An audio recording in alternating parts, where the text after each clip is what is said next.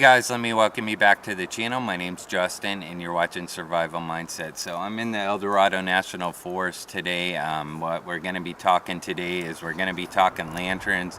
I've tried this lantern out camping and for about the last month and a half, so it's really got some good use into this lantern, and this is probably the best lantern I've ever came across. So today what we're going to be looking at is the Streamlight Super Siege right here. This is a rechargeable lantern. It can throw 1,100 lumens of light. It has stunning illumination. At the end of the video, you guys are going to see how well this works out in the forest and around this camp setting today. And if you watch my previous videos, you got a sneak peek of how well this lantern performs, like in a tent and around where I was cooking. The lantern provides everything needed for camping trips, or this is great for any outdoor enthusiasts, boaters, or just around your property in general. I do want to thank Streamlight for sending this out for review. If you haven't checked out Streamlight, they're a big company. They've been around since the day of time. So what I'm going to do is I'm going to provide the link down below in that description box for you guys to check out. The Streamlight lantern has a white C4 LED. It also has 8,800 mAh in it, which is milliamp hours. It's a rechargeable lithium ion battery. It has a IPX7, so it's waterproof and can be submerged in water to about 30 minutes, down to about 1 meter. The lantern also is perfect for the boat, because if you drop this one in the water, it'll float. You can retrieve it if it does drop in the water, and the impact resistance is about 2 meters. So another really good feature about the Streamlight Super Siege is you do have this dust cover in the front. It's a charging port, so basically a battery backup. So this works out really good for any device that uses a USB cable. Most smartphones use USB cables. So on a smartphone, basically you can get around 4 charges from this light. You can get about 2 charges from most tablets. This works well for rechargeable flashlights as well. Like I recharged some of my Olight flashlights, my 3-night flashlights, and I don't have too many Streamlight flashlights in hand right now, but yeah, those work as well if they're rechargeable. This lantern also has an ergonomic handle, so this works out good like if there's a tree branch around your camp, what have you, or if you have a camp kitchen set up, you can hang this at your camp kitchen as well. Also, there is a D-ring that is going to be at the top right here, so this flips up like that, it flips down like so, and it also has like a carabiner set up on the top up there, and you can lock this down either way you want. Also, it does have the hanging system on the bottom as well, which I really like. It's the same setup with the carabiner type setup on it. It flips to the left and it flips to the right. Now what I really like too about the bottom too is you got these rubber feet on the bottom, so this is going to sit on your table, so if you got high winds out, this lantern is not going to blow over on you, or if someone bumps it, it's going to have a less chance of it knocking over and falling off your table or where you have it. Let's talk about the lumens that the lantern has to offer. It does have a low setting of 125 lumens, which will last you about 35 hours. So I'm going to turn that on right now. So that's what that looks like. And don't forget, we're going to be testing this out in the dark. Now there is also going to be a medium setting on this light. So let's get to that right now. And that's the medium setting, and that's 550 lumens, and that'll last you 10 hours and 30 minutes, so that's not too bad. Now there's also a high setting which is 1,100 lumens, which will last you 5 hours. And let me tell you, it's a super bright setting. So this is what it looks like right here. 1,100 lumens of pure brightness. I really like this. This is with the shroud on the back side, and this is what it looks like without the shroud. So yes, you got plenty of light, 360 degrees all the way around. Now also, if you hold the button down, you're gonna get a red setting right here. The red setting is an emergency light. Right now, that's what that's looking like. And this is perfect for anyone that owns a boat, or if your car breaks down, vehicle breaks down, or if there's like a bear at your camp or something and you need someone to find you, you're gonna be using the red light, the emergency light, and the 1 lumen on low will run you 288 hours. Now there's also a higher setting, so let's click that one more time.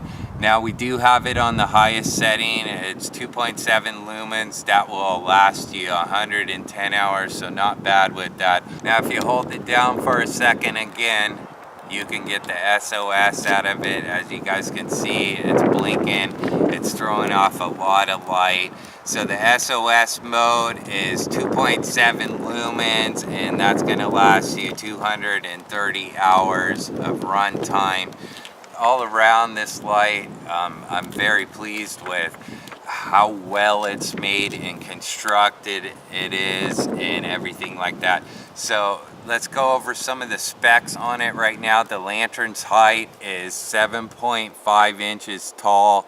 The base diameter on this one is coming in at 3.8 inches. The weight is a little on the heavy end. You're not going to take it backpacking, but vehicle camping or for your RV, what have you, you can recharge it with the AC cord. You cannot recharge this one with the USB cable. That would have been pretty cool.